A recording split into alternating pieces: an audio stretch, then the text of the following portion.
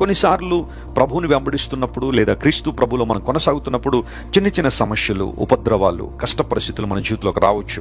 అవి మనల్ని ముంచివేయడానికి కాదు, కానీ మనం ఇంకా ఉన్నతమైన స్థితికి రావడానికి, ప్రభువు మీద ఇంకా ఎక్కువగా ఆధారపడడానికి, విశ్వాసంలో మరింతగా బలపడడానికి దేవుడు కొన్నిసార్లు మనకు శ్రమలను అనుమతిస్తాడు. అయితే మన దృష్టి, మన ఆలోచన మనం ఎదుర్కొంటున్న సమస్యల మీద, శ్రమల మీద కాదు, కానీ వాటి నుండి మనల్ని విడిపించగలిగే దేవుని వైపు మనం చూడగలిగితే అంతకన్నా ఆశీర్వాదం మరొకటి లేదు. జార్జ్ ముల్లర్ అనే దేవుని సేవకుడు దేవుని సన్నిధిలో ఎన్నో ప్రార్థనలు చేశాడు. ఆయన ఒక పుస్తకాన్ని మెయింటైన్ చేసేవారు. ప్రార్థనలన్నీ ఒక చోట, ఆయన పొందుకున్న జవాబులన్నీ మరొక చోట రాసుకుంటూ వస్తే, ఆయన జీవించిన కాలంలో దేవుని దగ్గర తాను అడిగిన ప్రతీది కూడా పొందుకున్నాడని తను రాసిన పుస్తకం సాక్ష్యం ఇస్తుంది.